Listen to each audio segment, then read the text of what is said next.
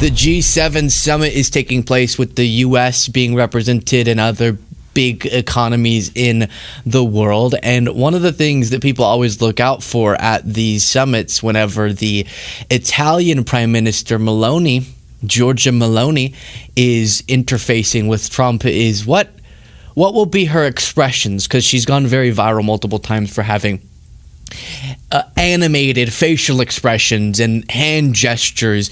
And here, I think the theme of Trump's visit so far, I guess this is in France, to this summit is just, okay, yes, a very basic take for a liberal to make, which I do a lot, is, oh, I'm so ashamed that this is the guy representing us.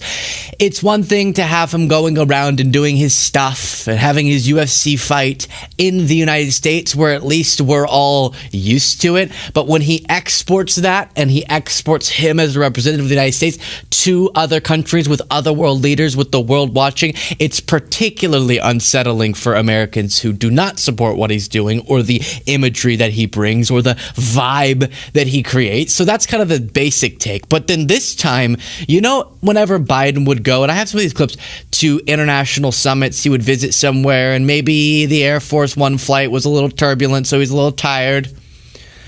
MAGA would make a lot of, oh, I'm so embarrassed that it's such an old, dilapidated, decrepit guy who's in the world meetings and everyone's embarrassed. And you're like, yeah, okay, huh? That's really coming through with Trump at this visit, where he's not looking good, he's not sounding good. It feels like every step he takes, his ankles get bigger. Today, I don't know a rhyme there, and I'll show you that as well. So I'm just all around a little uncomfortable with this, but this video was going viral for people trying to figure out what Meloni was saying to Trump in very expressive gestures as Trump looked a little pouty.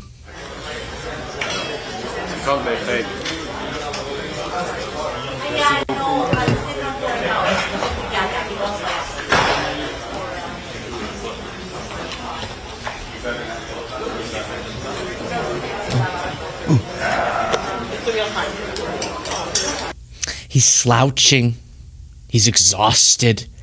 Right here, he's mumbling about the UFC fight to a table full of some of the most significant world leaders in the world, including him, by the way. He's the president of the United States. Sitting next to Macron. I think, is this the meeting Zelensky was at? Zelensky was at one of these. And the leader of Japan and the EU president, just all, it's a who's who of world leaders. And Trump is like, did y'all see the UFC fight? Quickest pause to request that you click the subscribe button if you're not already subscribed. It's completely free, and it's the simplest way to support the work that we do. Right below the video, click that subscribe button, and then also, whatever you're thinking or some random statement, drop it in the comments. That helps algorithmically, and click the like button. Back to the video. I should say, Aaron Rupar said, Meloni looks like she wants off the planet. She's right here. As Trump rants and raves at length at G7 leaders about UFC. Oh, gosh. Guys, you don't invest in UFC. I was telling your team earlier, this UFC is growing bigger and bigger. I mean, it used to be boxing, but now the UFC is...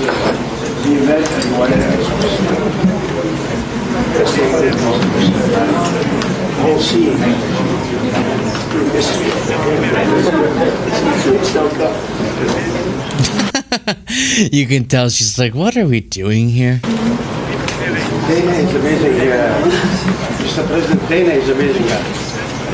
Let's separate the optics from the substance, because both matter here. The physical representation at the G7 raised real questions among observers.